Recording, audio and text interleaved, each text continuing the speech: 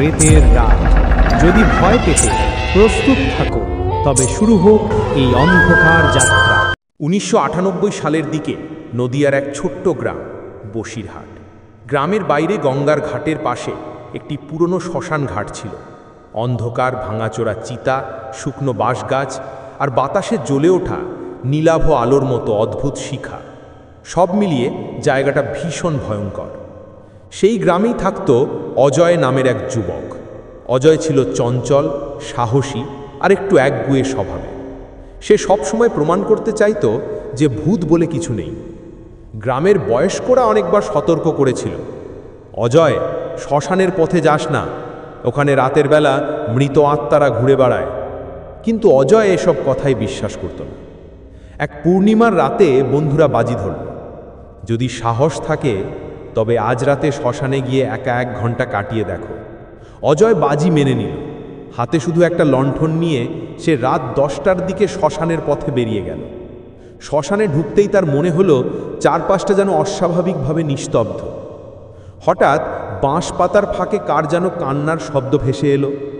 লণ্ঠনের আলো ফেলতেই দেখা গেল চিতা ছাইয়ের উপর এক সাদা শাড়ি পরা বৃদ্ধা বসে আছে। তার চোখ দুটো লাল জ্বলছে আর হাতের আঙুলগুলো ভয়ঙ্করভাবে লম্বা।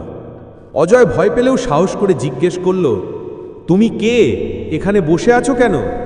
বৃদ্ধা কোনো কথা না বলে ধীরে ধীরে দাঁড়ালো আর ঠান্ডা কণ্ঠে ফিসফিস করে বলল, তোর নাম অজয়?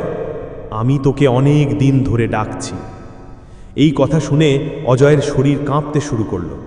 হঠাৎই লণ্ঠনের আলো নিভে গেল আর চারদিক অন্ধকার হয়ে গেল। অজয় অন্ধকারে দৌড়াতে গিয়ে হঠাৎই দেখল চারপাশে অসংখ্য জ্বলন্ত চিতা, অথচ আসলে সেই রাতে কোনো দাহই হয়নি। আগুনের ভেতরে যেন মানুষ দাঁড়িয়ে আছে, তাদের হাত বাড়িয়ে অজয়কে ডাকছে। একই সময় দূরে বাঁশির মতো আওয়াজ শোনা গেল, কিন্তু সেটা ছিল ভয়ঙ্কর আর্তচিৎকার। অজয় চিৎকার করে উঠল, কে আছে ওখানে? কোনো উত্তর এলো না, শুধু বাতাসে ফিসফিস শব্দ, ফিরে যা, না হলে তুই আর ফিরতে পারবি না। অজয় তখনও শ্মশানের ভেতর দাঁড়িয়ে, তার বুক ধরফর করছে, শ্বাস নিতে কষ্ট হচ্ছে। হঠাৎ কোথা থেকে এক কালো ছায়া ধীরে ধীরে এগিয়ে আসতে লাগলো তার দিকে। অজয়ের চোখে পড়ল সে ছায়ার চোখ দুটো জ্বলছে লাল রঙে। আর ঠিক তখনই চারপাশে আবার সবকিছু নিস্তব্ধ হয়ে গেল, কিন্তু ছায়াটা একেবারে কাছে চলে এসেছে। অজয় অবাক হয়ে দেখল কালো ছায়াটা ধীরে ধীরে মানুষের আকার নিচ্ছে। তার গায়ে ছেঁড়া ধুতি, মুখে পোড়া দাগ আর চোখ দুটো জ্বলছে অগ্নিশিখার মতো। সে গভীর কণ্ঠে বলল, এত বড় সাহস, মৃতদের রাজ্যে এসে দাঁড়িয়েছ? জানিস না এখানে যারা আসে তারা আর ফিরতে পারে না? অজয়ের গলা শুকিয়ে গেল, তবুও সাহস করে বলল, আমি কাউকে ভয় পাই না। তুমি কে?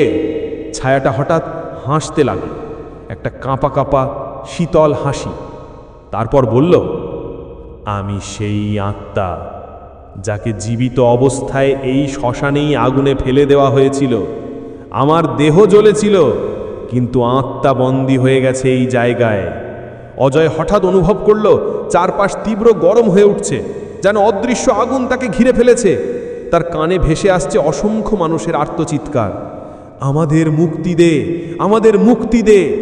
লণ্ঠনের আলো আবার জ্বলে উঠল, কিন্তু সে আলোতে দেখা গেল অজয়ের চারপাশে প্রায় 25-30টা কালো ছায়া দাঁড়িয়ে আছে।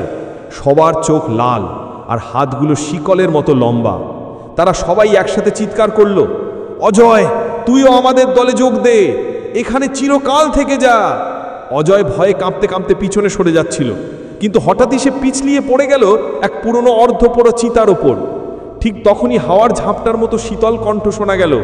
শ্মশানের এক কোণে দাঁড়িয়েছিলেন এক অদ্ভুত বৃদ্ধ, সাদা চাদর গায়ে, হাতে একটা রুদ্রাক্ষের মালা। তিনি উচ্চস্বরে মন্ত্র পাঠ করতে লাগলেন। সঙ্গে সঙ্গে ছায়াগুলো ছটপট করতে শুরু করলো, কেউ কাঁদছে, কেউ চিৎকার করছে। বৃদ্ধ চিৎকার করে বললেন, এই জায়গা জীবিত মানুষের জন্য নয়, ছেলে, এখনই এখান থেকে বেরিয়ে যা। অজয় হতবাক হয়ে চেয়ে রইল, এই বৃদ্ধ হঠাৎ এলো কোথা থেকে? কে তিনি? অজয় উঠতে গিয়ে দেখল তার পায়ের চারপাশে শিকলের মতো কিছু জড়িয়ে গেছে। ছায়াগুলো আবার তাকে টেনে ধরছে, আর সেই বৃদ্ধ ক্রমশ তার দিকে এগিয়ে আসছেন। অজয় যতই পা ছাড়ানোর চেষ্টা করে, শিকলগুলো ততই শক্ত হয়ে তাকে টেনে ধরে। তার বুক ধড়ফড় করছে, শ্বাস নিতে কষ্ট হচ্ছে। চারদিক থেকে ছায়াগুলো আবার গলা মিলিয়ে বলতে শুরু করলো, অজয়, তুই আমাদের দলে যোগ দে, এখানে চিরকাল থেকে যা। ঠিক তখনই বৃদ্ধ তার গলায় ঝোলানো রুদ্রাক্ষের মালাটা শক্ত করে ধরেন এবং এক অদ্ভুত মন্ত্র পড়তে লাগলেন। মন্ত্রের শব্দ ছড়িয়ে পড়তেই চারদিক কেঁপে উঠল। হঠাৎ শ্মশানের মাঝখানে এক বিশাল চিতা জ্বলে উঠল, কিন্তু সেই চিতায় মৃতদেহ নেই, বরং আগুনের ভেতরে দেখা যাচ্ছে এক বিশাল দানবীয় মুখ। তার চোখ জ্বলছে অগ্নিশিখার মতো, দাঁতগুলো ছুরি মতো ধারালো। দানবীয় মুখ গর্জে উঠল, কে আমার কারাগারে হাত দিচ্ছে? এই আত্মারা আমার বন্দী, কেউ এদের মুক্ত করতে পারবে না। অজয় ভয়ে স্থির হয়ে গেল, কিন্তু বৃদ্ধ শান্ত গলায় বললেন, তুমি এই আত্মাদের দাস করে রেখেছ, আজ তোমার আসল রূপ প্রকাশ পাবে। অজয় হঠাৎ অনুভব করল তার শরীর জমে যাচ্ছে, মনে হলো কেউ যেন তার বুকের ভেতর ঢুকতে চাইছে। এক ছায়া তার কানে ফিসফিস করে বলল, তুই আমার শরীর হবি, তোর ভেতরেই আমি আবার বাঁচব। অজয় চিৎকার করে উঠল, কিন্তু শব্দ বের হলো না, কেবল ঠান্ডা হাওয়া আর শ্মশানের অন্ধকার। বৃদ্ধ তখন চোখ বন্ধ করে মন্ত্রোচ্চারণ করতে লাগলেন। তার মালা থেকে লাল আলো বেরিয়ে অজয়ের চারপাশে এক সুরক্ষা বলয় তৈরি করল। শিকলগুলো ভেঙে পড়ল আর ছায়াগুলো চিৎকার করে আগুনের ভেতরে মিলিয়ে গেল। অজয় হাঁপাতে হাঁপাতে বলল, আপনি কে? আমাকে বাঁচালেন কেন? বৃদ্ধ ধীরে ধীরে তার দিকে তাকালেন। তার চোখ দুটোতে ছিল রহস্যময় ঝলক। তিনি বললেন, আমি এই শ্মশানের রক্ষক, কিন্তু সব সত্যি এখনই জানতে পারবি না, সময় এলে বুঝবি। অজয় তখনও ঘামে ভিজে কাঁপছে। শ্মশানের ভেতরে আবার সবকিছু নিস্তব্ধ, কিন্তু দূরে বাঁশ পাতার ফাঁক দিয়ে হঠাৎ কারোর চোখ জ্বলে উঠতে দেখা গেল। বৃদ্ধ যখন অজয়কে বাইরে নিয়ে যাচ্ছিলেন, হঠাৎ আকাশে বিদ্যুতের ঝলকানি দেখা গেল। সেই আলোয় মুহূর্তের জন্য দেখা গেল শ্মশানের শেষ মাথায় এক ভাঙা মন্দির। মন্দিরের দেওয়ালে রক্তের মতো লাল অক্ষরে লেখা, অজয়, তোর মৃত্যু এখানে লেখা আছে। অজয়ের বুক কেঁপে উঠল। সে জিজ্ঞেস করল, কে লিখেছে এটা? আমার নাম কেন? বৃদ্ধ গম্ভীর স্বরে বললেন, তুই যেদিন জন্মেছিস সেদিন থেকেই শ্মশানের সঙ্গে তোর এক অদ্ভুত যোগ তৈরি হয়েছে। এই মন্দিরই সব রহস্যের চাবি। অজয় ভয় পেলেও কৌতূহল সামলাতে পারল না। সে বৃদ্ধকে নিয়ে মন্দিরের ভেতর ঢুকল।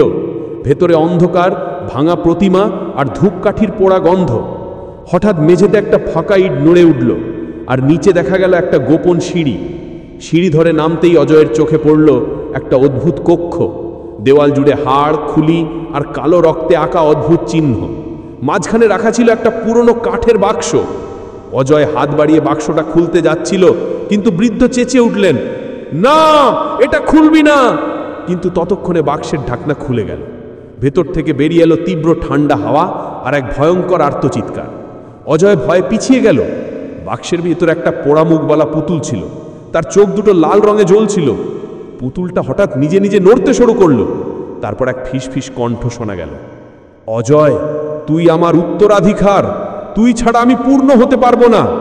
বৃদ্ধ আতঙ্কিত হয়ে মাটিতে বসে পড়লেন। তার চোখে ভয়ের ছাপ স্পষ্ট। তিনি বললেন, না, এত বছর ধরে আমি যেটা আটকে ছিলাম, আজ সেটা মুক্তি পেল। অজয়, তুই অভিশপ্ত। অজয় কাঁপা গলায় জিজ্ঞেস করল, এর মানে কি? আমি কেন অভিশপ্ত?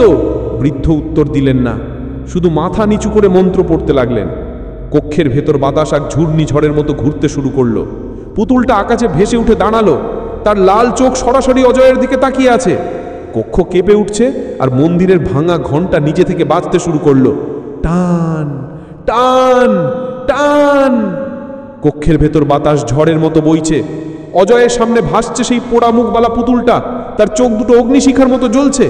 পুতুলটা হঠাৎ অজয়েরই কণ্ঠে কথা বলল, তুই আমার রক্ত।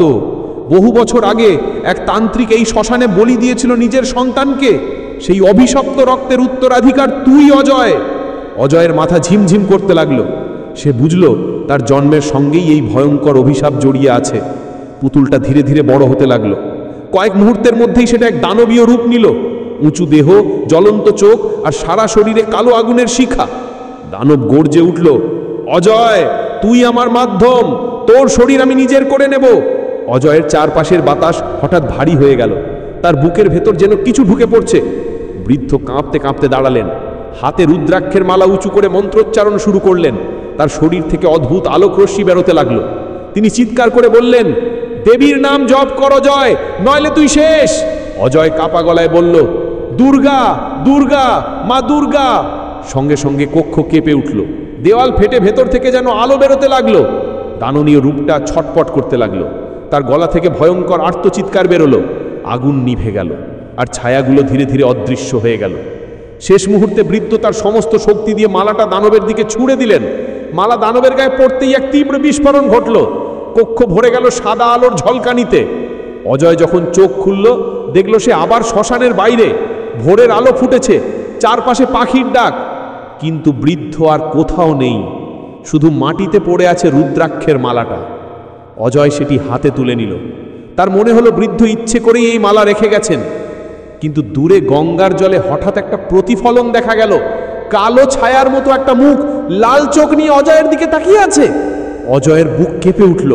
সে বুঝল অভিশাপ শেষ হয়নি, বরং নতুন করে শুরু হলো। গল্প শেষ, কিন্তু আতঙ্ক এখনো রয়ে গেছে। যদি আরও ভূতের গল্প শুনতে চাও, তবে চ্যানেলটা সাবস্ক্রাইব করতে ভুলবেন না, কারণ সামনে আসছে আরও শিহরণ জাগানো ভৌতিক গল্প, যেগুলো হয়তো আপনাকে ঘুমাতে দেবে না।